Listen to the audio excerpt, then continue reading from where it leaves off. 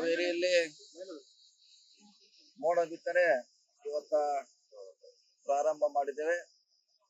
ಮೊನ್ನೆ ಹಾವೇರಿಯಲ್ಲಿ ಜರುಗಿದಂತ ಒಂದು ಸಭೆಯಲ್ಲಿ ಪ್ರಕಾಶ್ ಕೋಳಿವಾಡ ಅವರೆಲ್ಲ ಶಾಸಕರು ನಾವು ಇದನ್ನ ಸ್ವಂತ ಖರ್ಚಿನಲ್ಲಿ ಮೋಡ ಬಿತ್ತನೆ ಪ್ರಾರಂಭ ಮಾಡ್ತಾ ಅಂತ ಹೇಳಿದ ತಕ್ಷಣದಲ್ಲಿ ಅಂದ್ರೆ 3 ದಿವಸದಲ್ಲಿ ಕಾರ್ಯಗತ ಮಾಡಿದ್ದಾರೆ.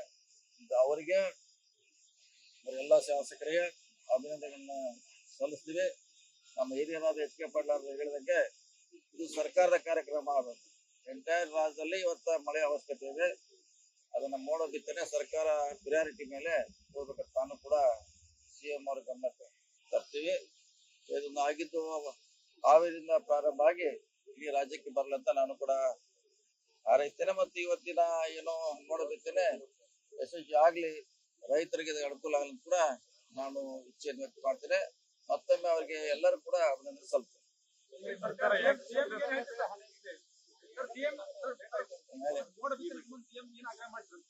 ಅಂದ್ರೆ ಇಲ್ಲಿವರೆಗೆ ಸರ್ಕಾರದ ಕಾರ್ಯಕ್ರಮ ಆಗಿಲ್ಲ. ಅದು ಲಾಸ್ಟ್ ಟೈಮ್ ಕೂಡ ಹಿಂದೆ ಒಂದ್ಸಲ ಮಾಡಿದ್ವಿ. ನಮ್ಮ ಬೆಳಗಾವಿಯಲ್ಲಿ ನಾವು ವೈಯಕ್ತಿಕವಾಗಿ ಮಾಡಿದ್ವಿ.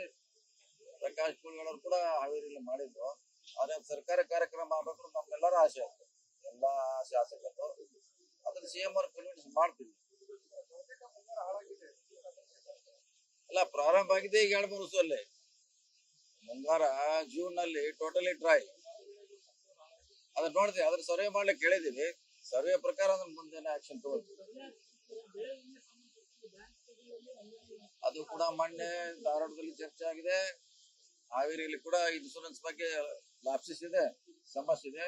ಅದು ಸರಿ ಮಾಡುವಂತ ಪ್ರಯತ್ನ ಮಾಡ್ತೀವಿ. ಈಗ ಮುನ್ನಕ್ಕಿಂತ ಮುಂಗಾರು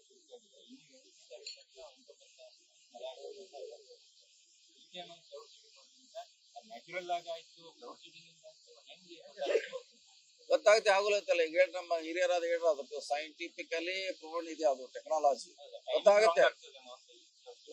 ಹೀಗೆ ಮಾಡ್ಬೇಕ, ಮೋಡ ಇದ್ದಾಗನೇ ಅದನ್ನ ಪ್ರಯೋಗ ಮಾಡ್ಬೇಕು. ಮೋಡ ಇಲ್ಲ ಮಾಡ್ಲಿಕ್ಕೆ ಅದು ಬರೋಲ್ಲ. ಮೋಡ ಇದ್ದಾಗನೇ ಮಳೆ ಬರ್ತಾ ಇದೆ. ಇನ್ನು ಅದು ಗಾಳಿಗೆ ಮೋಡ ಮುಂದೆ ಹೋಗುವಂತ ತಡಿಲಿಕ್ಕೆ ಇದೊಂದು ಟೆಕ್ನಾಲಜಿ.